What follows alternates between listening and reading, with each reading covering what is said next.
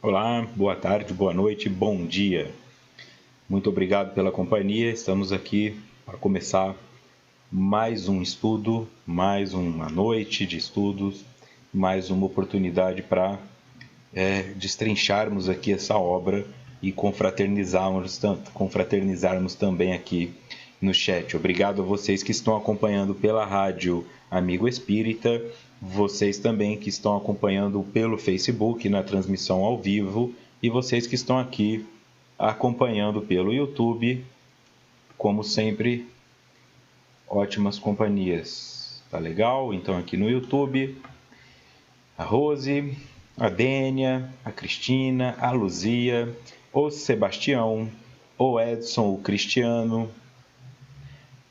Quem mais está aqui? A Maria de Fátima, a Elisa, a Ellen, a Estela, a Rita de Cássia, a Evelane também chegando aqui, a Antônia e a Silvia Carla também. O pessoal vai chegando aí. Maria, se vier, ficam quietinho aí, mas a hora que a câmera liga vão aparecendo. Socorro Pereira aqui também. Feliz por voltar a assistir ao vivo. É bom tê-la de novo aqui também, desde o começo, né? Aqui também a Ângela, Valdívia, Aragão. É isso aí. Muito obrigado por virem. Estudo da obra Triunfo Pessoal, por Divaldo Franco e Joana de Ângeles. Esse estudo é realizado pela Rede Amigo Espírita e eu sou o Vitor Antenori Rossi, falando de São Paulo. Encontro de número 73, capítulo 8, Perturbações Graves, parte 2. Para quem não se lembra, essas perturbações graves são apenas reflexões de Joana para entrar nos temas em que ela pretende, um prelúdio aí do capítulo. Então, em razão disso, fica mais tranquilo. Quando os estudos são assim, mais focados em reflexões, fica mais fácil de debater, mais fácil de abrir espaço, é mais fácil de pontuar os temas mais devagar, Também o feedback aqui Estela, consegui arrumar o som aqui, agora tá tranquilo. Legal? Então tá bom. Vamos lá. Já entrando no texto.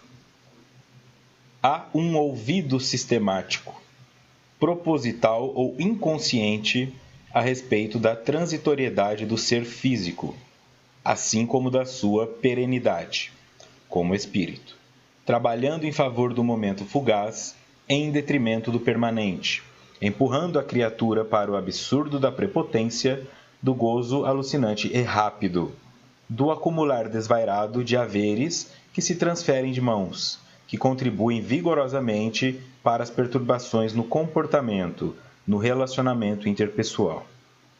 Então, o glossário, olvidar, esquecer. Tá? Você que está só no áudio aí é o ouvido com L, não com U. E perene é aquilo que é eterno. Certo? Então, vamos de novo lá.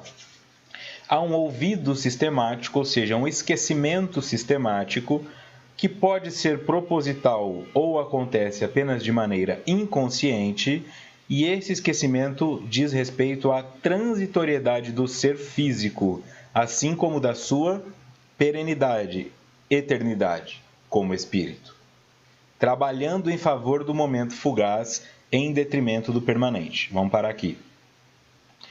Também a Marli chegando aqui, a Valéria, obrigado por virem. O que Joana está colocando aqui é que nós, como seres, muitas vezes esquecemos disso. E isso é sistemático. Então ocorre com frequência, ocorre de maneira comum, e não só ocorre de maneira comum entre nós, como ocorre de maneira sistemática pessoalmente. Então eu me lembro disso um pouco, depois eu esqueço. Assisto uma palestra, me lembro que eu sou espírito, daqui a pouco eu esqueço de novo. Passo por uma enfermidade, lembro que sou espírito, a enfermidade cura e esqueço de novo.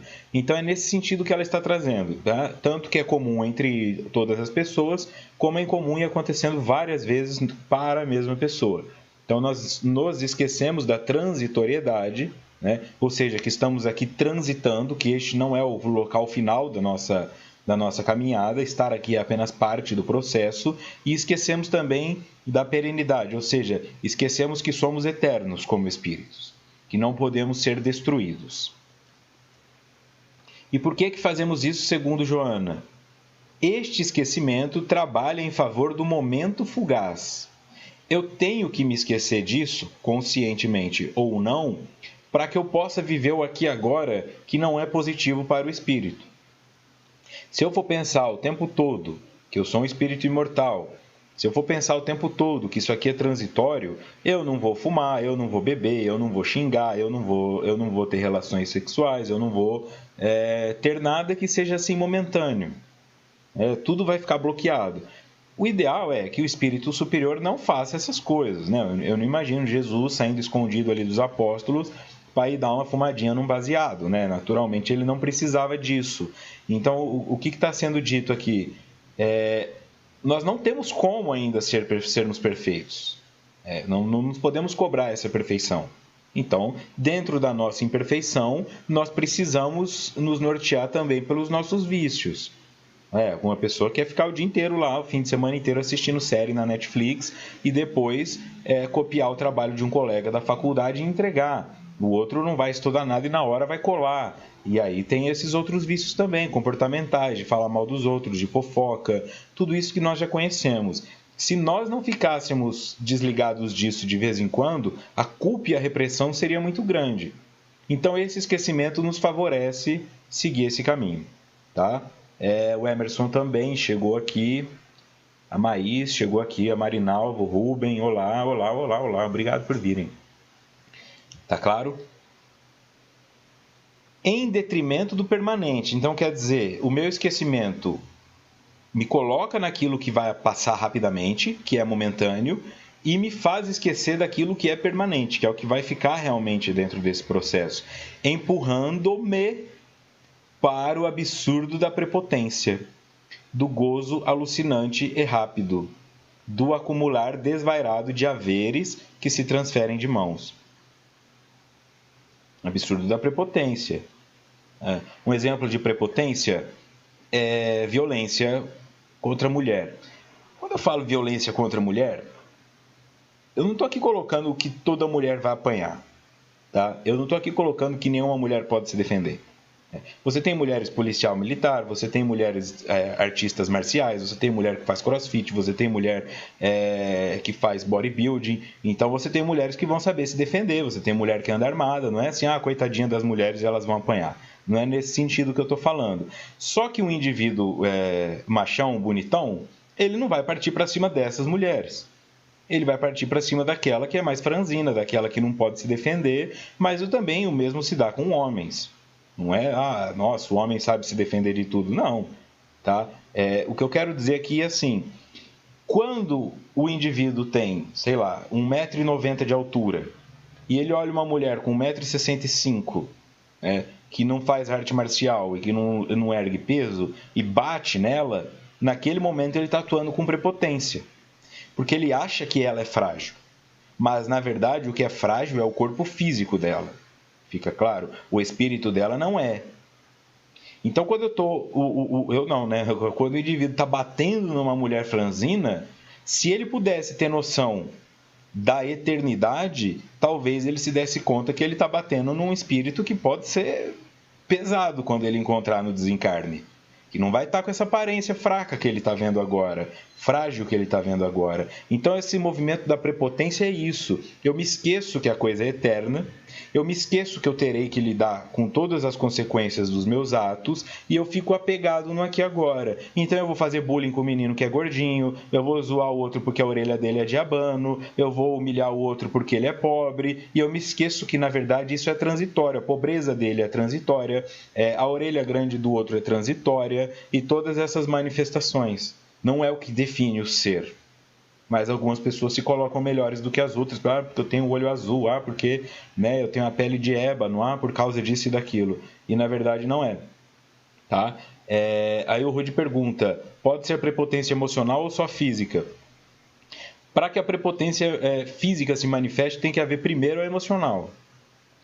Eu tenho primeiro que me sentir superior emocionalmente, e isso é uma fragilidade do emocional, para depois atuar fisicamente. Então, uma pessoa com um emocional equilibrado não atuará fisicamente.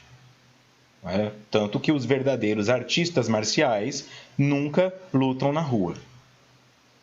Os mestres ali do Kung Fu, os mestres do Karatê, os mestres do Judô, eles não vão para boteco ficar procurando briga para mostrar o quanto eles sabem, porque eles são emocionalmente equilibrados, pois a arte marcial também trabalha o equilíbrio emocional, certo? Então, se eu tenho uma prepotência emocional e eu já começo a achar que eu sou melhor do que os outros, então eu já vou...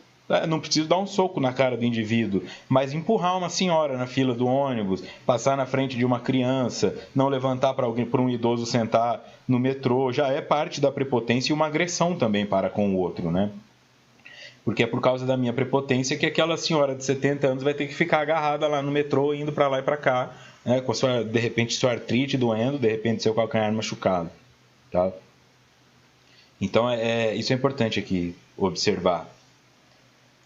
Do gozo alucinante rápido. Esse gozo alucinante rápido é a droga, é o gozo também de falar eu sou bonzão, eu posso bater nos outros, eu bati no carro daquele cara, mas ninguém viu, então eu vou sair fora e ele que fique com o prejuízo. Isso é alucinante rápido.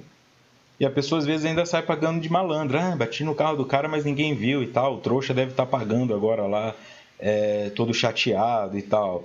Transitório, né? Vai passar. Isso daqui a pouco está na minha frente de novo. Então, quando eu me conecto com a questão da transitoriedade e quando eu me conecto com a eternidade do espírito, eu ajo muito menos por impulso e eu causo muito menos problema, porque eu não enxergo ninguém pela forma que se apresenta, mas eu enxergo a todos pelo espírito que ali habita.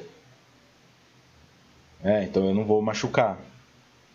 Tem pessoas que abusam de crianças e falam, se você contar pro teu pai, eu te mato. Se você contar pro seu pai, eu mato seu pai. Se você contar isso para alguém, eu queimo a sua casa. Ela está vendo uma criança de 5 anos indefesa. Só que isso é um espírito milenar. Pode já ter sido um general de guerra, pode já ter sido um homicida, pode já ter sido... E em dado momento, quando eclodir essa fúria toda, aí você vai ter um sociopata lá com 10, 11, 12 anos de idade, que é o menino que já coloca um gato no micro-ondas, que é o menino que judia de cachorro, que é o menino que... Aí é que você vai construindo esses seres que, na verdade, não necessariamente é uma coisinha pequena. Pode ter, sim, um fascínio ali dentro. Tá? E para o bom também. Às vezes essa criança, que eu acho que tem só 5 anos e está ali comendo a própria mão, não consegue nem ficar em pé direito, tudo que tenta correr cai, pode ser um próximo missionário que veio aqui para fazer o bem, mas eu fico maltratando, criança tonta, burra, sai daqui. E, na verdade, é um próximo missionário, alguém que virá fazer coisas grandiosas, escrever livros, fazer caridade, fundar ONG ou coisas do tipo, né? Mas isso eu só consigo quando eu mantenho o meu estado de awareness, ou seja, de consciência daquilo que se refere à transitoriedade e à eternidade. Do acumular desvairado de haveres que se transferem de mãos. Aqui está falando do materialismo. Tá? O materialismo no sentido de capitais, de bens materiais mesmo. Que eu fico preso só a isso. Não, eu tenho que passar por cima de você, como nós estamos vendo aí vários políticos caindo, né? Corruptos e isso e aquilo, porque o cara rouba o outro, depois ele engana, depois ele mente, depois ele põe o outro na fogueira. Eles estão se queimando uns aos outros assim, e achando que nós somos trouxas, né? Porque o cara fez um vídeo se explicando, porque ele está falando, não tenho nada com isso, nós vamos falar, então tá bom. Mas nós estamos vendo isso. Pegam dinheiro de aposentado, pegam dinheiro de criança, pegam dinheiro de merenda, pegam dinheiro de transporte público, porque o que ele quer? Eu preciso ter uma casa maior, eu preciso ter uma lancha, eu preciso ter uma casa de campo, eu preciso ter qualquer coisa, e dane-se que o outro não vai ter o que comer. É nesse sentido. Eu achei legal, eu estava vendo, isso aconteceu, se eu não me engano, nos Estados Unidos, uma senhora de uns 80 e poucos anos, ela observava que os seus familiares estavam todos brigando por causa da herança que ela deixaria, porque ela tem bastante dinheiro. E desde neto, filho, todo mundo brigando, assim, ela viva e as pessoas já brigando por causa da herança dela. Então, o que ela fez? Ela foi em jornais da cidade, jornais que são caros, e foi colocando foto dela nesse jornal. Então ela colocava a foto dela no jornal e escrevia assim, algo desse tipo, né? Oi, isso, sou eu mesma. Eu estou aqui para gastar o dinheiro pelo qual vocês estão brigando. Então eu vou colocar essa foto em todos os jornais para que não tenha mais pelo que vocês brigarem. E ela saiu colocando essa foto, pagando, porque é caro anunciar em jornal, né? E ela foi acabando com todo o dinheiro dela fazendo esse anúncio para que a família dela não brigasse mais. Fica claro? Então isso é legal. Da mesma maneira, já vi na UTI também o pai em coma, o pai de 70 anos em coma lá no leito da UTI, e os filhos durante a visita brigando por causa de herança em cima do corpo do indivíduo que ainda estava lá. Tinha chance de acordar, poderia sair do coma, mas eles já estavam em cima do corpo ali brigando por herança. Nós tivemos que afastar eles e falar, não, peraí, vocês estão exaltados, as outras famílias ficaram assustadas, então isso acontece muito. É disso aqui que Joana está falando, tá? Dessas pessoas que ficam se atropelando, destruindo famílias, destruindo vidas, pura e simplesmente porque querem acumular desvairadamente. E é legal aqui, ó, transferem de mão, quer dizer, vai passar para outra pessoa também. Isso aí que você está agarrando com toda a sua força, vai passar para outra pessoa. Que contribuem vigorosamente para as perturbações no comportamento e no relacionamento interpessoal. Tá? Então, já que estamos falando aqui de perturbações graves nesse começo, um dos motivos que Joana está dizendo é o que nos leva às perturbações. Um deles é esse, quando eu me esqueço que eu sou transitório e que este momento é transitório, e quando eu me esqueço que o espírito é eterno, tanto o meu quanto dos outros. Vamos aqui. A Silvia coloca, mamãe fala que não deixará nada para ninguém. Somos 9. Ela disse, dê estudo e amor, o resto é com vocês. Maravilha. Mãe assertiva. As pessoas morrem em consequência da falta de dinheiro. Pode ser colocada na conta desses. As pessoas que morrem, sim, será colocada com certeza, Ludmila. Se eu tiro o dinheiro de uma pessoa que está fazendo certo e uso esse dinheiro a meu bel prazer, eu sou responsável por aquilo. Essa é a questão da transitoriedade aqui. Foi bom você ter falado isso. E não é só o indivíduo que morreu de fome. É o pai de família que cometeu o suicídio, a mãe de família que cometeu o suicídio, ou que se entregou para a bebida, ou que se entregou para a depressão, ou que deu o filho para um orfanato porque não ia dar conta de cuidar, coisa que teria conseguido fazer se o dinheiro que lhe pertence não tivesse sido roubado. Ou por impostos abusivos, ou por desvio, ou por corrupção, ou por estelionato, o que quer que seja. E quem estiver com a digital dentro desse processo, que começa lá atrás, quando o cara vê o dinheiro dele sumindo, a inflação subindo, porque os caras estão manipulando o banco, estão manipulando o juro, ou então porque eles destroem a imagem do Brasil com essa corrupção, tudo isso está na conta desses indivíduos. Tá? Acidentes acontecem em toda situação. Tudo que você for gerenciar vai ter um problema, vai ter uma variável, vai ter algo que quebra. Ninguém está falando aqui que tem que ser maravilhoso. Mas quando o indivíduo conscientemente manipula o mercado para beneficiar a si, prejudicar o outro, tudo o que acontece com isso está registrado com a digital deles e eles terão que pagar a conta disso tudo. Então não é pouca coisa o que esses indivíduos terão que arcar quando chegarem do lado de lá.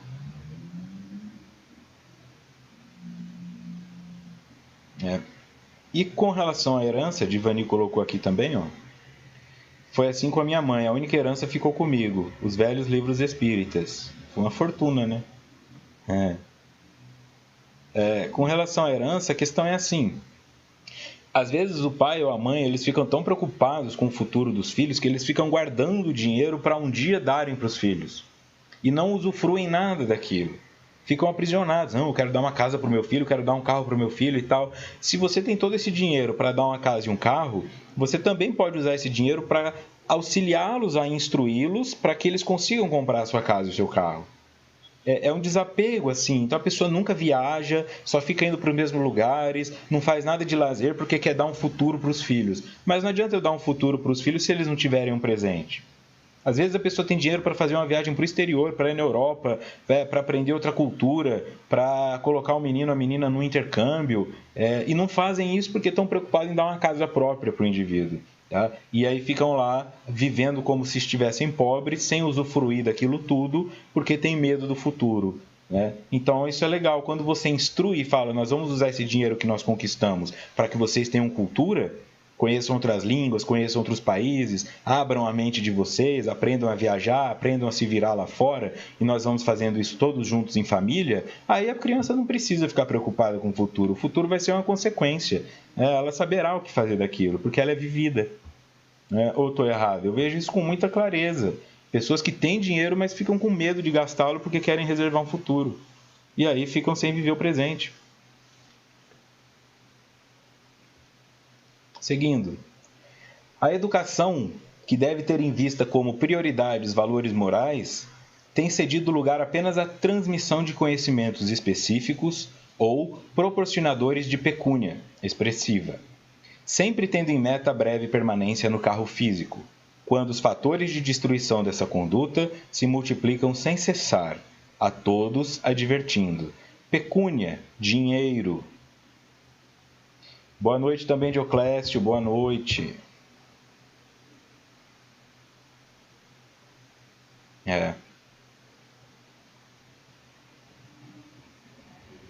Também tem isso, né? Colocou a Valdívia aqui, ó. Depois que os pais como alicerce se vão, esses filhos se distanciam. Vejo muito isso. Sim, tem coisas assim que... isso também, bem lembrado. Às vezes a pessoa constrói tudo uma vida inteira, quando cai nas mãos dos filhos, em 6 meses acabou. Assim, o cara montou lá uma farmácia, montou lá, né, alguma coisa que os filhos todos poderiam usufruir daquilo, e cada um só fala: quanto tem disso aqui? 20 mil é meu, 20 mil é teu, tchau, vou comprar um carro, compra um carro que não precisa, já bate o carro, paga o seguro, os 20 mil acabou. E era o dinheiro que o pai demorou a vida inteira para juntar e não fez nada para que os filhos pudessem usufruir, e aí os filhos não usufruem, né? Então isso acontece também. A orientação maior assim crie filhos para que eles não precisem de herança. Instrua os filhos para que eles possam ser autossuficientes, para que eles tenham autonomia, para que eles sejam capazes de conquistar. Porque se você conquistou, eles também podem. Então não é jogar o seu dinheiro fora, não é dar o seu dinheiro para caridade. Se puder fazer isso, melhor, mas é investir esse dinheiro no lazer também, no lúdico, na companhia, em fazer uma viagem legal juntos, né? Às vezes viaja também e fica assim, não liga o ar-condicionado porque vai gastar dinheiro, não vai tomar 2 sucos não, porque é um só para cada um e tal. Faz a viagem, mas fica naquela restrição, não vai dar para comer isso não e tal, e fica sofrendo por aquilo. Quando tem o dinheiro, eu tô falando, tá? Não tô falando que não dá para fazer. Tem hora que nós temos que dar uma farofada mesmo e ir para a festa com a comida na mochila. Acontece, faz parte do processo. Eu estou falando das pessoas que estão sentadas em cima de fortunas, mas ficam vivendo como se tivessem apenas moedas. Pelo menos é o que eu acredito. Mais uma aqui para fechar esse pensamento, a Rita de Cássia. Conheci um casal que tinha medo de gastar para deixar para o filho único. Resultado, o filho desencarnou antes dele e todo o patrimônio ficou para um sobrinho que eles não gostavam. É trágico. É trágico. Acontece também, bem lembrado. Minha mãe falava que os estudos é a melhor herança, diz a Denise. O Dioclésio diz que é farofeiro a vida inteira. É isso aí. A educação, que deve ter em vista como prioridade os valores morais, tem cedido lugar apenas à transmissão de conhecimentos específicos ou proporcionadores de dinheiro. De dinheiro expressivo, pecúnia expressiva. Isso é verdade. Quanto você aprende de moral na escola? Estou falando de ensino religioso, não, porque eu acredito assim: se eu for ensinar catolicismo, eu tenho que ensinar todas as outras religiões que existem. Não posso ficar nessa coisa de ter ideologia dentro da escola, tá? Mas moralidade. Eu durante todo o meu estudo, da primeira série até o 3º ano do colegial, eu não aprendi nada de código de defesa de consumidor, eu não sabia os meus direitos, eu não aprendi nada de código penal, de código civil, eu não aprendi nada de direitos da criança e do adolescente, eu não aprendi nada. Nunca alguém me ensinou essas coisas. Às vezes tinha um evento que vinha uma pessoa fazer uma palestra, mas você tá ali na 8ª série, você quer aproveitar aquele momento para flertar com a menina da 7ª série, né? Ninguém tá ali para ver aquilo de verdade. Não é parte da grade, é um evento. Quando você tá na escola e tem uma palestra, o que você pensa é, oba, não tem aula. A maioria das vezes é isso. Não adianta fugir dessa realidade, uma palestra, vamos aprender um pouco mais. Esquece. Alguns só que vão pensar assim. Então a escola hoje é focada onde? Eu vou te ensinar a passar no vestibular. Então você vai ter que aprender física, você vai ter que aprender química para passar em psicologia. E a psicologia, que é o que você gosta, você não vai aprender. Só depois se você passar na faculdade. Então você vai ter que ficar aprendendo o que você não gosta. Não é? E nós vamos instruindo as pessoas, tem que ganhar dinheiro, tem que fazer profissão que ganha dinheiro, isso não ganha dinheiro, os melhores cursinhos estão lá para quê? É medicina, é jornalismo, não é? É isso que eles estão buscando, ninguém está lá, não, eu vou fazer um cursinho para entrar nisso ou naquilo, porque as pessoas não querem. Qual é a procura maior de empregos? Né? É aquilo que faz melhor para as pessoas, ou isso e aquilo? Não, é aquilo que dá mais dinheiro.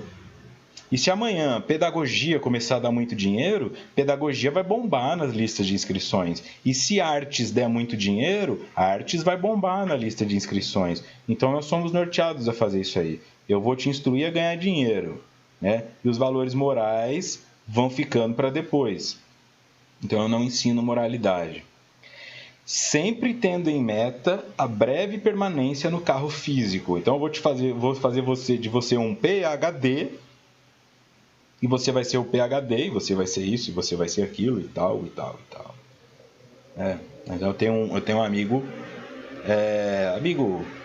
mas não é tão próximo, mas eu tenho uma pessoa conhecida aí que escreveu um livro muito bom.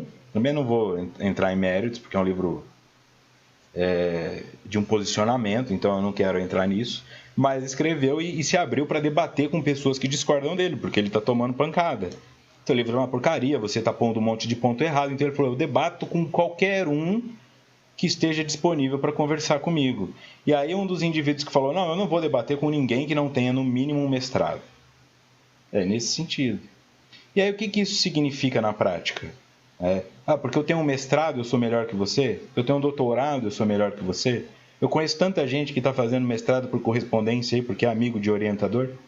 Eu conheço tanta gente que está fazendo mestrado em ciências ambientais e, na verdade, está na área da psicologia, e o cara vem reclamar para mim, eu tenho que ficar indo lá na fazenda fazer a agrimensura e depois eu vou tentar encaixar onde a psicologia poderia servir nisso para eu falar que eu sou mestre, para poder dar aula. Então nós ficamos nessa coisa de que eu tenho que ter PhD, tenho que ter um curso fora, tenho que ter isso e aquilo, e, na verdade, o conhecimento prático é isso aqui, é eu e você. Não adianta eu ser o PhD se eu não sei o que está passando uma pessoa na pobreza. Não adianta eu ser o PhD se eu não sei o que é uma depressão, se eu não sei o que é o crack, se eu não sei o que é a prostituição, se eu não sei a degradação moral do ser.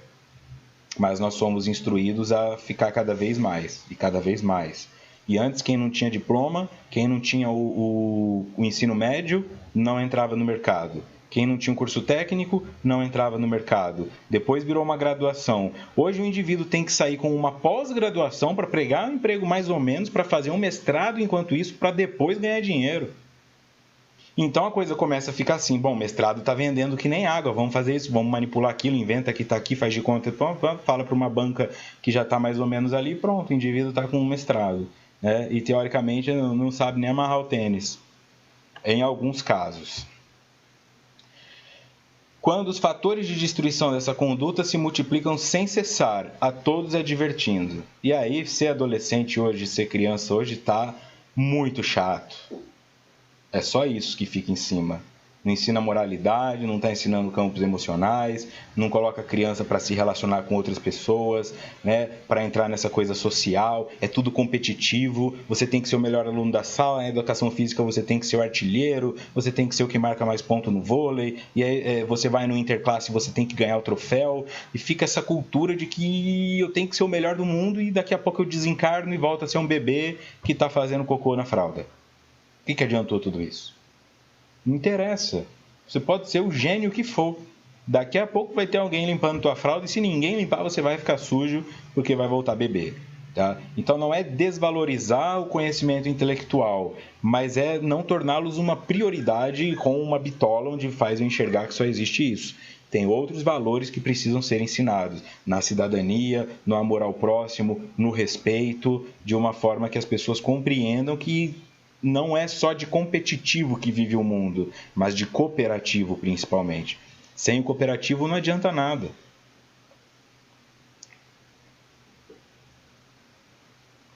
Vamos lá.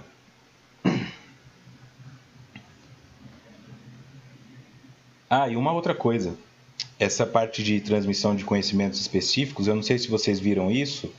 Isso chegou num ponto tão grande, que é a parte da falência do sistema, que já existem alunos, as universidades, elas estão em alguns locais deixando de existir. Os alunos não precisam mais do professor. Assim, o cargo de professor é um cargo que provavelmente será extinto futuramente. Não amanhã, mas futuramente será extinto. Porque os alunos estão fazendo o quê? Eles estão se juntando por afinidade. Eu quero ser psicólogo, a Ludmila quer ser psicóloga, a Dênia quer ser psicóloga. Então nós juntamos um grupo de 30 pessoas que queiram ser psicólogos, nós criamos uma rede de computadores ali, nós frequentamos um horário aquele local e nós estudamos por conta própria, porque hoje na internet tem tudo. Todos os livros em PDF, você não precisa nada, o que não tem em PDF você compra. Então eles começaram a pensar, para que eu preciso de um professor que tem uma visão limitada, que é o que ele conhece, se eu posso explorar a experiência de outros que estão disponíveis na internet? Então o professor está sendo descartado.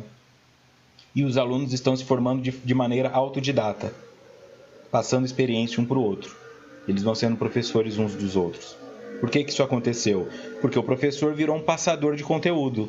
Então, ao invés de ficar esperando você, que monta um slide feio pra caramba, que chega atrasado, que às vezes fica irritado, né, ou que fica passando um conteúdo que não se atualiza, então eu vou trocar você, que só fica passando conteúdo, vou projetar o Google lá no telão, que tem todo o conteúdo do mundo, e vou aprender com ele.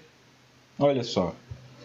Quando o professor fosse uma pessoa que transmite valores morais, essa experiência de às vezes sair da sala de aula, de se sentar em grupo, de ouvir as pessoas, de transitar entre a questão da humanidade, da profissão, aí a internet não poderia oferecer esse recurso com tanta valia. Mas agora, como virou um passador de conteúdo, para que passe na prova, para que passe no vestibular e para que consiga o diploma, então eles estão começando a ser descartados e os alunos estão fazendo por conta própria.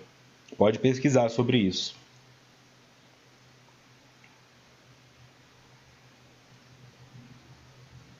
Se você trabalha como professor ou professora, aperta o passo. Se atualiza, modifica, porque daqui a pouco os alunos vão começar a achar que você atrapalha o ensino ao invés de auxiliar. Ainda mais porque os espíritos que estão vindo agora são cada vez mais avançados, né? Eles não têm muita paciência de ficar 1x1, 2x2, 3x3, né? A tabuada das coisas. Não é? Vamos ver aqui. Muito bom. As enfermidades são devastadoras. Os acidentes variados multiplicam-se. Os enfrentamentos infelizes dão-se volumosos. E o ser humano, parecendo afogar-se no desespero das águas revoltas das ambições, para um dia sobrenada, sonhando em gozo e glória pessoal a qualquer custo. Graçar, propagar, difundir, sobrenadar, boiar, flutuar. O sobrenada aqui é tudo junto para quem está só no áudio. As enfermidades são devastadoras, ou seja, se difundem de forma devastadora, se propagam de forma devastadora. Os acidentes variados multiplicam-se. Os enfrentamentos infelizes dão-se volumosos. Isso cada vez mais.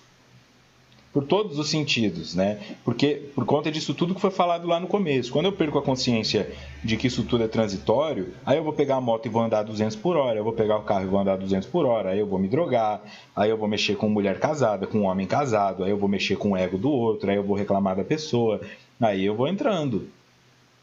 Aí eu viro criminoso. E uma hora ou outra vai dar o problema.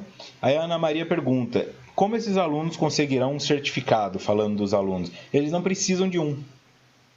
porque estes próprios indivíduos, muitos deles já são empreendedores, que eles não estão buscando certificado, eles estão buscando qualificação. Você sabe fazer isso? Então você vai trabalhar para mim, lá da sua casa, ou aqui nesse lugar onde tem umas almofadas jogadas no chão, com uma abertura de espaço-tempo. Então a questão do diploma vai ficar irrelevante para muitas profissões, principalmente da área da tecnologia e desse relacionamento. E mesmo no que diz respeito a profissões regulamentadas, como a psicologia, por exemplo, o indivíduo vai falar assim, supondo que a Marilene fala, eu quero um psicólogo.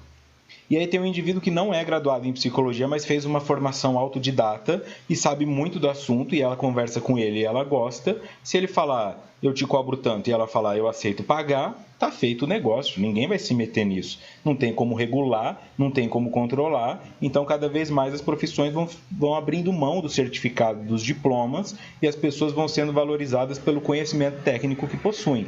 Tá? Claro que é o que eu disse, não estou falando do cargo de neurocirurgião, não estou falando do cargo de ortopedista, eu não estou falando do cargo da esteticista ali, de uma pessoa que sabe. Né? Mas dessas que são subjetivas, dessas que são teóricas, tanto faz. As pessoas não estão mais procurando isso, não. Basta o indivíduo dizer que é e pronto. Né? Ou quantas vezes você foi a um médico, foi a um psicólogo, foi a um fisioterapeuta e pediu para olhar o diploma dele? Tem certeza que eles tinham diploma? Ah, mas ele me deu um tratamento e o tratamento resolveu o meu problema. Então pronto, você só vai querer saber se ele tem um diploma se ele errar com você. Aí você fala, quem é esse cara? Vou processá-lo. Aí descobre que na verdade ele não era médico. Então é nesse sentido, ninguém mais está preocupado com um papel colado na parede. Eu posso colocar uma receita de bolo lá, a pessoa falar, olha os certificados dele ali. É isso que eu estou querendo dizer. Então eles compreenderam isso e estão começando a formar uma maneira sustentável. Quando eu digo que isso vai acabar, eu estou pensando em coisa de 10, 15, 30 anos, não amanhã. Até que chega um ponto que isso se estabelece, ninguém mais vai ficar preocupado com essa coisa do quanto você sabe de física, quanto você sabe de química, que nota você tirou na FUVEST, tanto faz. Tá? Eles assim, tanto faz. Ah, você se formou na USP ou você se formou na faculdade do bairro? Tanto faz. Você sabe fazer isso aqui e você é o melhor nisso, então você está contratado. Ah, então eles não estão muito preocupados com isso. As enfermidades graças são devastadoras, então cada vez mais nós estamos ficando doentes, em todos os sentidos. Doenças que antigamente só acometiam pessoas depois dos 50 anos, hoje você vê jovem infartando, jovem tendo colapso mental, você vê jovem de 30 anos já com artrite, ou com ler, ou com dort, de tanto ficar no computador. Né? Nós vamos começando a cada vez mais adoecer, porque nós vamos nos esquecendo dessas coisas.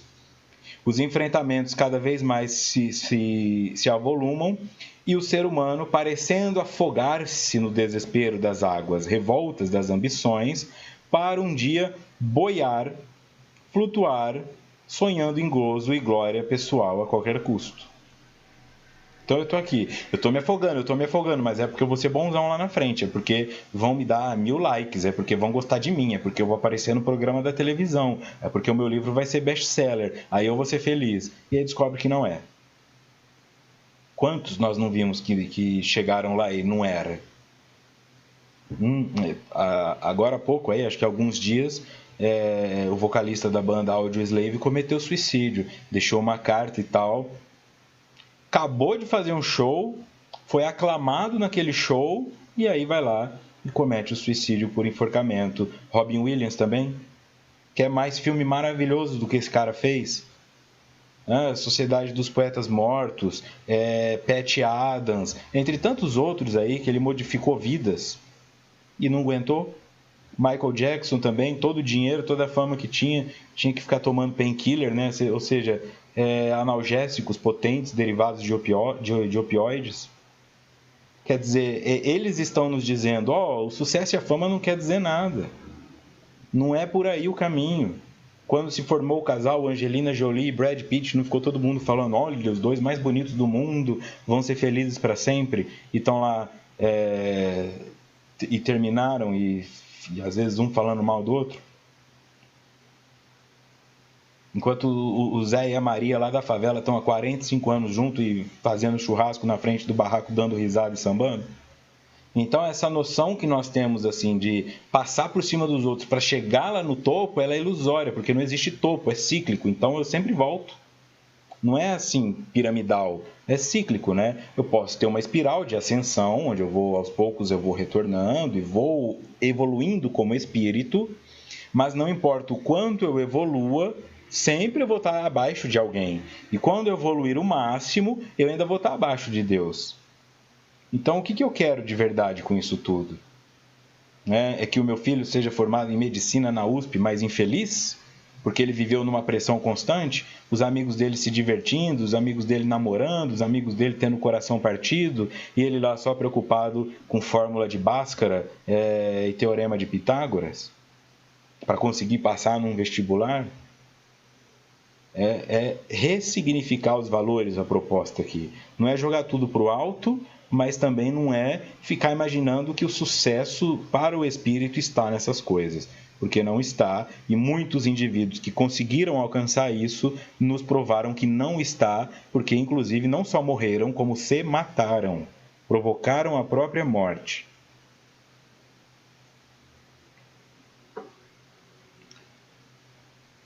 Elvis Presley também arrastou multidões, exatamente, Rita, bem lembrado. Vários e vários e vários. Então é questão de... Por que eu não posso ter o medo de me afogar? Porque eu sou imortal. Então, ao invés de ficar aqui nadando desesperadamente para tentar achar uma boia que vai me salvar e que vai me fazer ser melhor do que os outros, pelo menos aqui dentro, solta o corpo, deixa ele boiar, ou então deixa ele afundar e vai conhecer o fundo do oceano. A simbologia aqui que eu estou dizendo, a analogia é: vá onde ninguém vai, que é na sombra. Vá buscar tesouros onde todo mundo só enxerga lixo. Porque aí você não tem concorrência. Porque aí você tem tempo, tem calma, não precisa fazer as coisas com pressa. Vai na manha. Quem já veio em cidade grande sabe que, pelo menos aqui em São Paulo, eu sei que qualquer outra capital, assim, em horário de pico, se você vem aqui em São Paulo no domingo e pega um metrô e desce ali na região da Avenida Paulista, por exemplo, ou na Estação da Luz, você vai se pegar correndo. As pessoas de domingo, elas saem do metrô e elas estão com pressa. E você fala: eu tenho que estar com pressa também. E se você não corre, elas vão te empurrando, porque você tem que correr. E é isso que nós estamos fazendo com o mundo. Então eu falo: peraí, deixa esse pessoal passar, eu dou uma encostada aqui, e aí eu olho o chão. Aí quando eu olhar no chão, eu vou ver que um perdeu R$50, eu vou perder que o outro deixou cair o celular. Aí eu vou recolhendo aquelas coisas assim, entrego lá no Achados e Perdidos e já fiz caridade. Aí o indivíduo: nossa, perdi meu celular e tal, provavelmente alguém roubou. Aí ele vai no Achados e Perdidos e está lá. É nisso que eu estou querendo dizer, não é só para mim. Quando eu me acalmo enquanto todo mundo está correndo, eu tenho condições de, inclusive, analisar esse grupo correndo e dar um feedback para que eles possam se curar. Agora, se eu fico ali no meio correndo também, eu sou só mais um doente.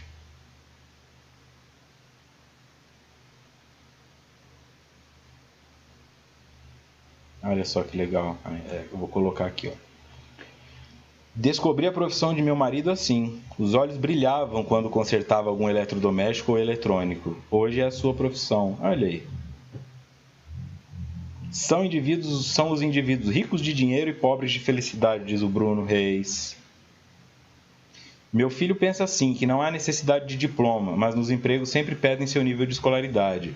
Pode ser que no futuro isso mude, diz Eliane. Está mudando, principalmente porque o número de empreendedores está crescendo. Não cresce mais porque aqui no Brasil, para você empreender, você tem que ser herói. É tanta taxa, tanta burocracia, tanta dificuldade que não dá nem para começar. Mas em um mercado mais aberto, como tem em outros países, já tem menino de 12, 13 anos milionário aí com empreendimentos. E aí, por natureza, eles não estão preocupados com isso tudo e estão buscando talentos e não diplomas. Eu já cheguei a dar aula de inglês sem ter formação acadêmica, só formação no curso. É isso aí. E às vezes a pessoa fica lá fazendo o curso de letras, se forma, vou dar aula de inglês, chega lá, tem um cara que morou na Inglaterra, se mudou para o Brasil e é o professor, e ele vai ficar desempregado. É a realidade. Não é? É a realidade, não tem como fugir disso aí. Está acontecendo, quem tiver olhos de ver vai enxergar, quem quiser ficar na ilusão, daqui a pouco ficou para trás. tá? Vamos lá. Essa é uma cultura perversa que leva à hediondez, porque mata os sentimentos de solidariedade, da alegria de viver, do interesse coletivo, da fraternidade, exalçando somente o egotismo injustificável e impossível de realizar-se plenamente, em razão dos vazios existenciais que as conquistas de fora não conseguem preencher. Então, para ilustrar isso aqui, eu vou pôr o comentário aqui também. Aqui, ó. Aragão Coimbra. Eu sinto felicidade em trabalho voluntário, mas o que me deixa triste é a inveja das pessoas. Muitas só fazem trabalho voluntário para aparecer, por fama e mídia, e é por isso que está sendo dito aqui no slide, ó. Essa é uma cultura perversa que leva à hediondez, ou seja, ao horror, porque mata os sentimentos de solidariedade. As pessoas não estão querendo fazer as coisas por solidariedade, mas para serem melhores umas do que as outras. Eu partilho de vocês com clareza, tá? Eu lembro de vezes em que eu assumi trabalho voluntário com dependentes químicos em uma ONG que fazia... Ninguém ganhava dinheiro lá dentro, tá bom? Acho que não, né? E aí nós fazíamos um trabalho com dependentes químicos e eu era o único ali dentro que tinha tanto a pós-graduação na área, quanto a experiência vivencial, quanto a experiência pessoal.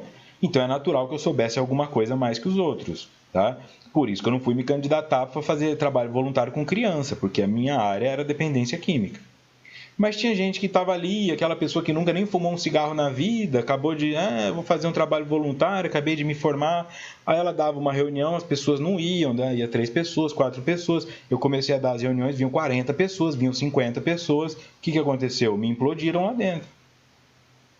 Todo mundo só quer ir na reunião do Vitor, porque o Vitor não sei o quê, porque o Vitor não sei o quê. Nenhuma delas chegou para mim e falou: deixa eu assistir tua reunião para ver o que você faz. Você pode me ajudar da mesma maneira? Você pode me passar os teus conhecimentos? Às vezes eu ficava sentado lá no sofá sozinho, porque eu não tinha o que fazer, e ninguém vinha falar comigo. E ficavam de canto cochichando.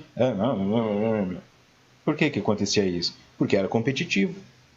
Eu estava ali disponível para que aquilo crescesse. O que eu enxergava? A ONG está trazendo 50 pessoas. O que as pessoas enxergavam? O Vitor tem 43 pessoas a mais que eu. Então, eu não quero mais. Aí melindravam, aí começavam a faltar. Tanto faz eu e eu não, todo mundo só quer falar com o Vitor. E aí o negócio degringolou, chegou ao ponto de ou eu saía ou o trabalho acabava. Então, tive que sair eu. É nesse nível mesmo que acontece. Então, nós vamos encontrar isso muito mesmo. Tá? Esse movimento coletivo, esse movimento solidário vai ficando soterrado por essa coisa de ter que ser bom, por essa coisa de ser respeitado, de fazer a caridade tirando selfie, partiu Jesus, partiu fazer caridade. Não existe isso aí. Não existe isso aí. O que a sua mão esquerda dá, a direita não pode saber, ou vice-versa também, tanto faz a forma. Não existe isso aí. Então, quando eu vejo essas pessoas tirando lá selfie enquanto está fazendo o panelão de sopa, ou com os moradores de rua, ou então estão brincando com as crianças, mas tirando foto das crianças pelas costas, assim, que você vê que não é uma foto, e aquilo ali para mim já me entristece, porque eu sei que elas estão utilizando da miséria do outro para fazer uma sensação de glória e de fama. Fica difícil desse jeito. E aí qualquer pessoa que vá no movimento de falar: oi, quero ajudar aqui como voluntário, às vezes já fica: o que esse cara está querendo aqui? Quem é essa pessoa? Tá difícil até ser voluntário. Outro dia eu fui numa casa espírita e falei: eu quero ajudar aqui de alguma forma. Não, para ajudar aqui você vai ter que fazer 2 estudos na casa por 1 ano para que depois você possa ajudar. Mas eu não pedi para ajudar fazendo palestra nada, era ajudar com qualquer coisa, nem que fosse arrumando cadeira ou varrendo o salão. E não deixaram ajudar porque eu tinha que fazer os 2 estudos, não interessa que eu já tenha uma bagagem espiritual. Era simplesmente assim: não, você não vai vir aqui. Então tá bom, então eu não posso fazer. Vou esclarecer isso porque eu não estou dizendo que a pessoa tem que aceitar todo mundo que vai lá. Tá? Eu estou dizendo que em nenhum momento perguntaram para mim qual que era o meu background. De onde você veio? O que você sabe? O que você faz? Você já fez estudo em alguma casa? Você já participou de alguma coisa? Não, simplesmente olharam para minha cara e falaram: toma esse papel aqui, tem um estudo de terça e um de quinta, vá vindo, e aí depois de um tempo a gente vê onde você se encaixa. Foi só isso que falaram para mim. Então, não tem como é que eu vou frequentar os estudos lá se a gente já faz esses aqui, né? Mas é assim mesmo. Essa é uma cultura perversa que leva à hediondez, porque mata os sentimentos de solidariedade, da alegria de viver, do interesse coletivo e da fraternidade. Qual o interesse que prevalece? O individual.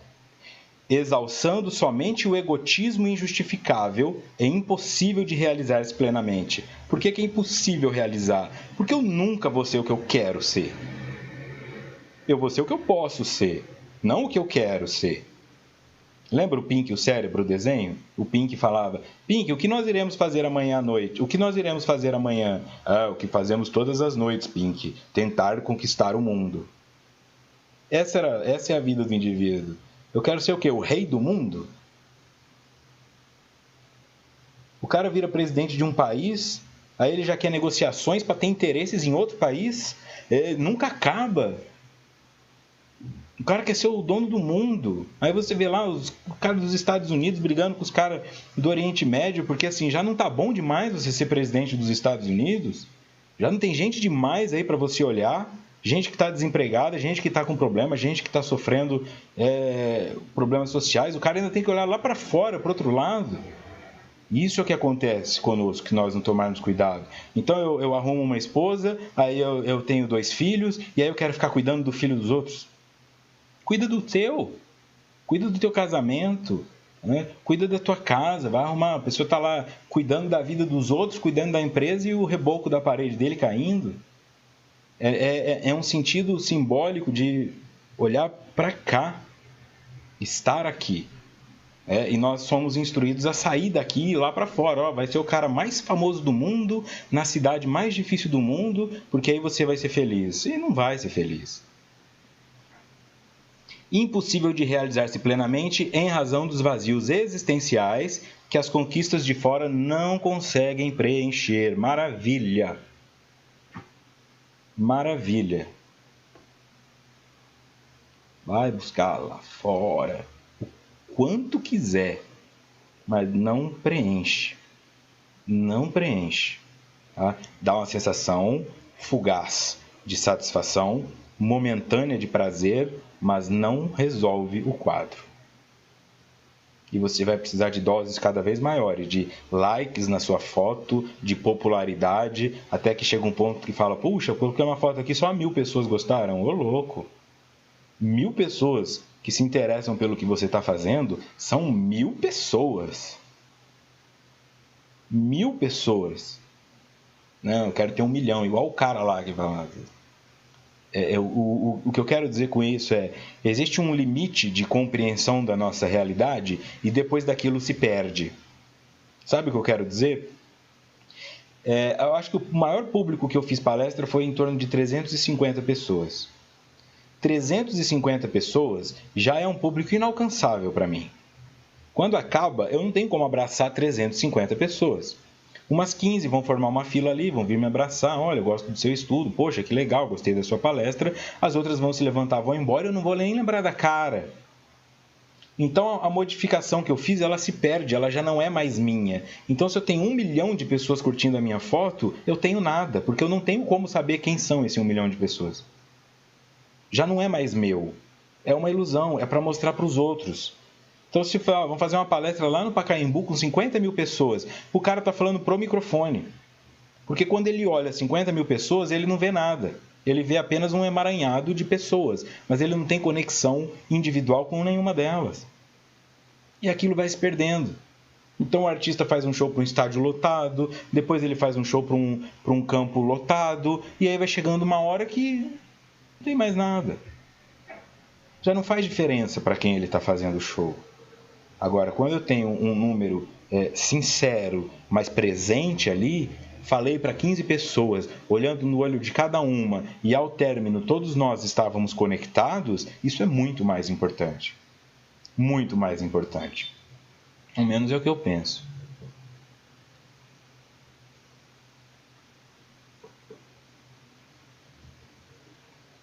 Olha, eu vou colocar isso aqui. Fui em uma casa espírita da minha cidade ajudar na sopa e não pude ajudar, pois não tinha sobrenome conhecido, diz a Ellen. Puxa.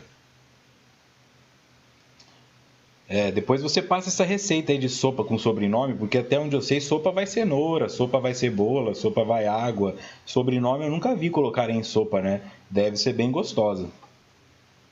Depois deixa a receita aí pra nós no chat, né?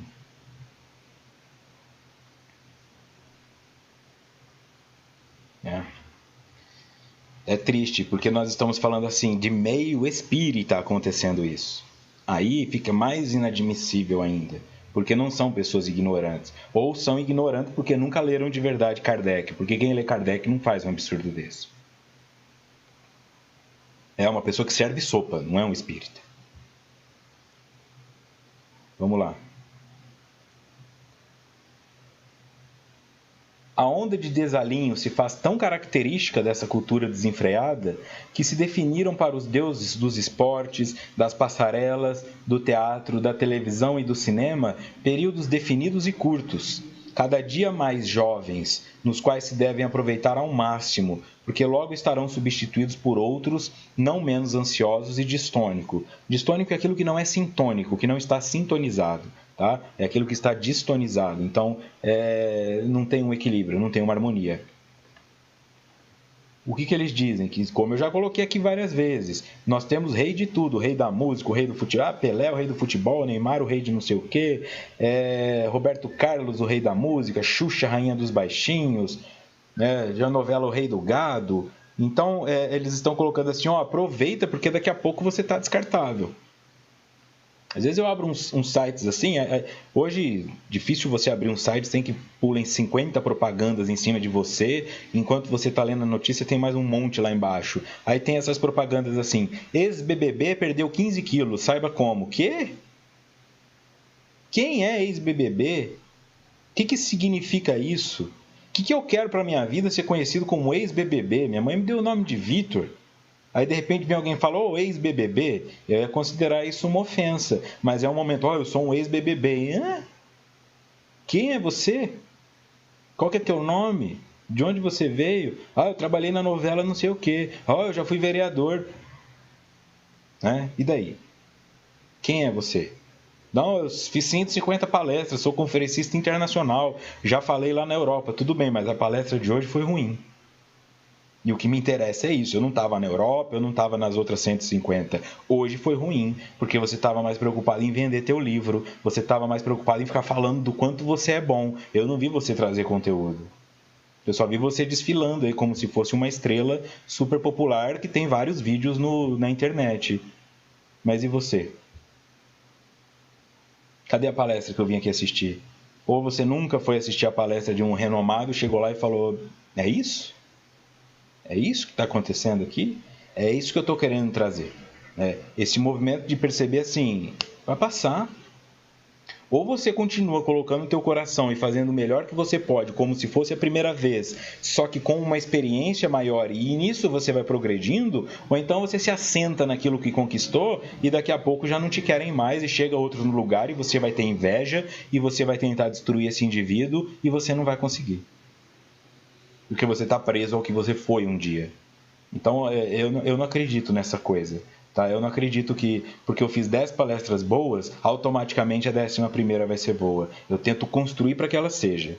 Na mesma coisa os estudos, e eu vejo vocês nas mesmas coisas aqui. Pessoas que não ficam trazendo os mesmos comentários. Os comentários que vocês fazem evoluíram muito, assim como os estudos evoluíram, assim como eu evoluí. Isso é positivo para mim. Isso é um sinal de que está funcionando. Não fica aqui batendo papo, né? E aí, Marilene, e o teu cachorro, melhorou? E aí, Carol, como é que tá a sua casa lá? Não, é a seriedade como se fosse o primeiro estudo. Se nós não fizermos isso, nós vamos começar a nos perder no próprio ego. Então, tanto faz o que você fez. Interessa aqui e agora se você vai ser bom. O psiquiatra mais renomado de não sei aonde. Mas enquanto eu estou falando no meu caso pro cara, ele está anotando coisinha no papel. Então, por que ele é renomado? porque lá no começo ele se esforçava, ele recebia a pessoa, oi, senta aqui, tudo bem com a senhora? Vamos conversar e tal. Agora que ele já é o bambambam, ele só fica, e tal, eu sou o cara que aparece no Fantástico lá, dando notícias sobre psiquiatria. E, tá, toma esse remédio aqui. É isso. Ou tô errado? Olha o Bruno Reis aqui também. Eu fui assistir uma palestra espírita de um expositor de uma cidade vizinha, só vi um vendedor de livros. É triste, cara, é pesado. Gente, eu tinha outra ideia de casa espírita, mas o tempo me ensinou que mesmo nelas não existe perfeição. A Eliane participa aqui, ó. Aragão Coimbra de novo. Sabe com quem tá falando? Essa frase é melhor. Respondo, não, com quem? Né? Então. Sabe com quem você tá falando? Bom, eu sei, e você? Você sabe? Aí a pessoa assusta, olha, deve ser filho de alguém. Eu sou. Eu não sou que nem a Ellen Figueiredo, que não tem sobrenome. Eu sou cara, né? Eu sei fazer sopa, porque eu tenho sobrenome. Meus ancestrais faziam sopa, então eu estou qualificado a fazer sopa. Ah, por favor, né? Vamos crescer. É isso que está sendo colocado aqui. A onda de desalinho se faz tão característica dessa cultura desenfreada que se definiram para os deuses dos esportes, das passarelas, do teatro, da televisão e do cinema períodos definidos e curtos, cada dia mais jovens, nos quais se devem aproveitar ao máximo, porque logo estarão substituídos por outros não menos ansiosos e distônicos. Tá? Maria Patrícia também chegando aqui. E aí uma pessoa que eu conheço foi no... Não, pode bater papo no chat, vocês estão liberadas, eu estou falando, foi em outro sentido. Foi no cabeleireiro porque tem um cabelo que gosta, o cabelo que ela gosta, assim como eu tenho a barba que eu gosto, assim como você tem o cabelo que você gosta. E aí a pessoa falou para ela, o cabeleireiro falou para ela, esse teu cabelo não tá usando mais não, esse cabelo aí é só adolescente que usa. E essa cor que você tá usando também não, agora estão usando mais a cor da Marina Rui Barbosa. Oi? Quer dizer agora que, assim, quem determina o que é bom para mim é uma atriz da Globo, de uma novela que eu não vejo. Se é que é da Globo, sei lá também quem é Marina Rui Barbosa. Mas tá assim. Então você não pode ter esse cabelo, porque esse cabelo não tá usando mais. Acabou, nós vamos definir para você o que é melhor para você baseado no que os outros estão usando. Porque aí você vai ficar se parecendo com o cara que neste momento é a estrela, mas daqui 6 meses você já tá fora de moda. Então, por favor, né? Não dá. Onde vamos parar desse jeito?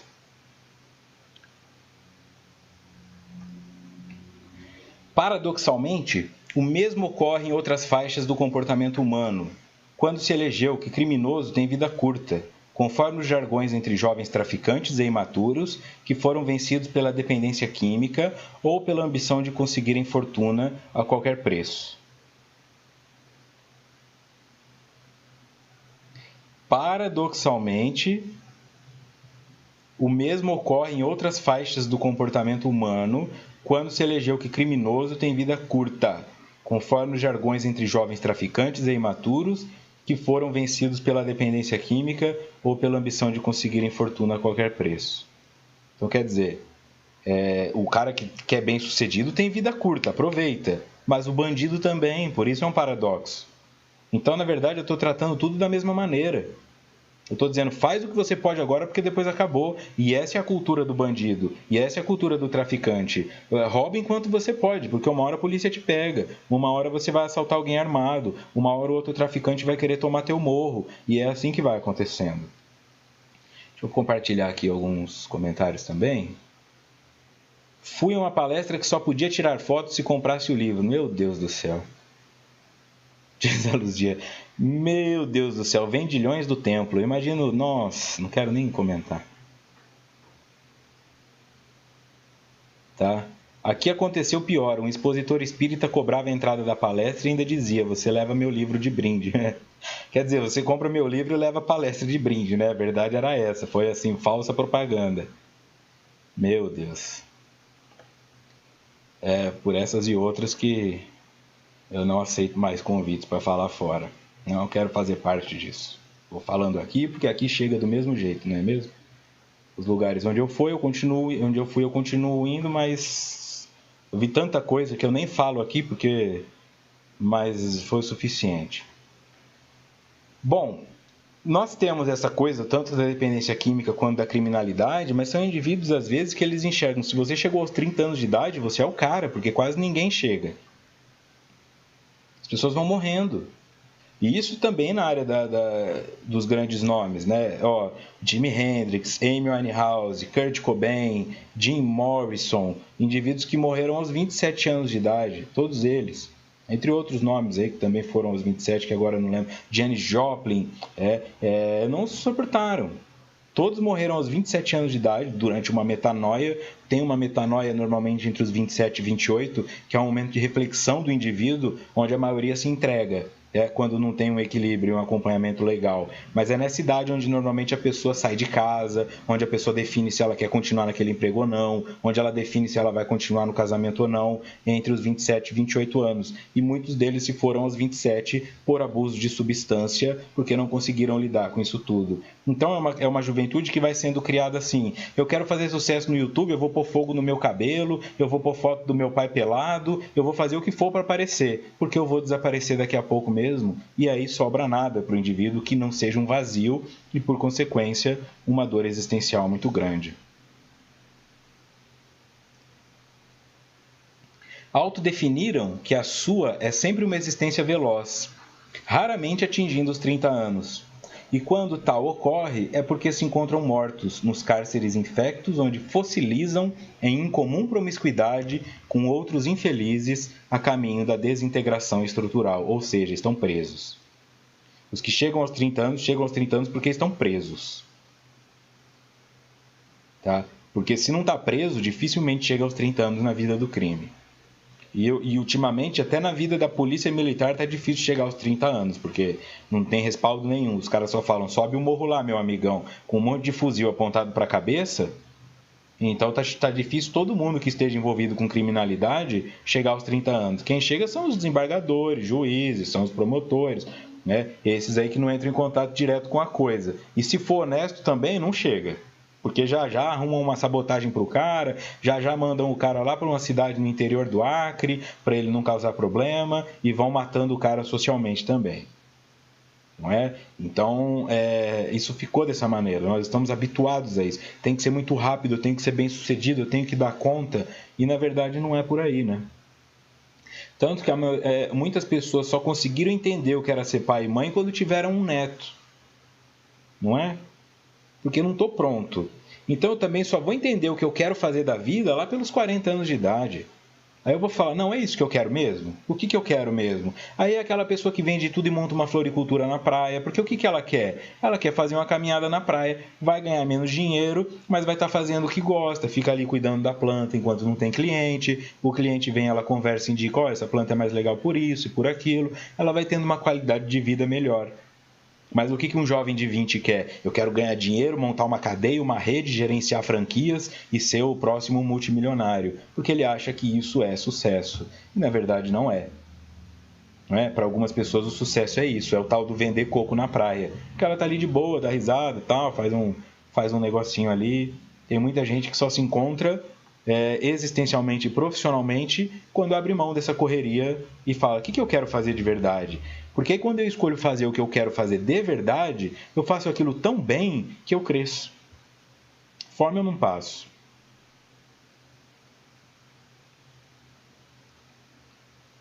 É inevitável que se multipliquem as perturbações de toda procedência, algumas mais cruéis do que outras, saindo da área do comportamento e da afetividade para as somatizações tormentosas. Tá bom, vou pôr isso aqui também, lógico. Porque às vezes eu falo, mas eu não estou querendo generalizar. Então foi bom você lembrar disso, Eliane. Não podemos também generalizar sobre as casas espíritas. Existem as boas, as medianas e as ruins. Tudo é uma questão de sintonia com cada um que frequenta e trabalha nela. Perfeito. Tá? E isso se dá também com expositores, isso se dá também com escritores, isso se dá com médiums. Tá? É que tem aquela coisa, né? Por se tratar de um estudo de reflexão, aquilo que é positivo eu acho que já está estabelecido, né? Não precisa ser cutucado. E o que é negativo tem que ser cutucado. Então, nesse ponto, eu reconheço que às vezes eu falho em mostrar o outro lado, né? Não é que também eu só vi coisa ruim, vi muita coisa boa, senão não teria ido, senão não faria esses estudos, senão não abriria para tanta coisa. É que, infelizmente, estas condutas são condutas do indivíduo que servem para que eu cresça. Então, quando eu falo, se você fez 150 palestras, legal, muito bom, todo mundo aplaudiu, a 151 você tem que fazer boa também. Isso é para tudo. Você criou o teu primeiro filho direitinho, deu banho nele, ouvindo música clássica, aí amamentou ele sem roupa para ele entrar em contato com a sua pele e desenvolver melhor. Aí o segundo filho você está cuidando de qualquer jeito porque já tem experiência, é aí que eu estou dizendo que você falha. Por achar que a experiência te dá a capacidade de negligenciar. Não é? E aí, como diz a frase, só morre afogado quem sabe nadar. Quem não sabe nem chega perto d'água. Então, quem que vai criar um filho de forma errada? Quem acha que já sabe criar filho. Tem muito mais chance de que o terceiro, então, coitado. O terceiro, se não aprender a andar com 1 mês de idade, ninguém pega no colo mais, porque já fala, vamos, toma banho sozinho e se vira aí, não vai ouvir música clássica, já vou te dar banho falando ao telefone e tal. Não é por aí? É nesse sentido. Não posicionando o indivíduo em questão, mas pegando a experiência dele como um exemplo para que nós percebamos, será que eu não estou fazendo isso também? Será que eu não estou aqui Será que eu, como dirigente espírita, não estou aqui trazendo os melhores expositores e deixando os expositores da minha casa morrerem na sombra deles? Eu fico chamando só gente famosa da internet e aí quando vem um cara que é daqui da casa, ninguém dá atenção para ele. Porque ontem veio o cara que vendeu 1 milhão de livros, anteontem veio o cara que faz palestra lá fora, agora eu vou ter que ouvir esse cara que é meu vizinho? Porque eu penso que eu estou fazendo bem e, na verdade, eu estou contribuindo para que fique cada vez mais fechado e que menos pessoas se encorajem de fazer um trabalho positivo. Vou trazendo só de fora e o que está de dentro vai morrendo. Então tem que ter muita certeza do que está fazendo, né? Então, segundo ela, é inevitável que se multipliquem as perturbações de toda procedência. Por que é inevitável que as perturbações se multipliquem? Por conta disso tudo que foi falado aqui. Porque é cultural essa instrução competitiva e ilusória de sucesso. Algumas mais cruéis do que outras, saindo da área do comportamento e da afetividade para somatizações tormentosas, ou seja, para o corpo físico, para a doença física. Começa no afeto, começa no comportamento e se manifesta também no corpo depois.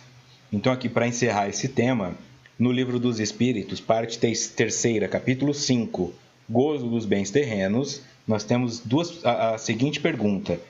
Pergunta 714. Que se deve pensar do homem que procura nos excessos de todo gênero o requinte dos gozos? Resposta. Pobre criatura, mais digna é de lástima que de inveja, pois bem perto está da morte. Aí a pergunta 714A. Perto da morte física ou da morte moral? Resposta. De ambas. E aí o comentário de Kardec. O homem que procura nos excessos de todo gênero o requinte do gozo coloca-se abaixo do animal, pois que este sabe deter-se quando satisfeita sua necessidade. Tal homem abdica da razão que Deus lhe deu por guia, e quanto maiores forem seus excessos, tanto maior preponderância confere ele à sua natureza animal sobre a natureza espiritual. As doenças, as enfermidades e a própria morte que resultam do abuso são, ao mesmo tempo, o castigo à transgressão da lei de Deus. Portanto, esse castigo não vem de Deus. E a lei de Deus está escrita na minha consciência. Amar a Deus sobre todas as coisas e ao próximo como a mim mesmo. Só isso. Então, toda vez que eu amo a mim mais do que ao próximo, ou que eu amo um valor mais do que a Deus, eu vou ser castigado por isso. Mas não Deus mandando um raio para me punir. Pela culpa, pelo remorso, pela vergonha. pelo sentimento de moralidade. Então eu começo a me colocar em paisagens mais obscuras para fugir daquilo. Então eu vou lá e faço uma caridade para aparecer, para ver se isso anula a besteira que eu fiz lá atrás. Eu vou lá e começo a culpar os outros pela minha infelicidade, para não entrar em contato que sou eu que estou me fazendo infeliz. Então é nisso que vem o castigo, é nisso que vem a punição. Então a orientação de Kardec dos espíritos nos traz o quê?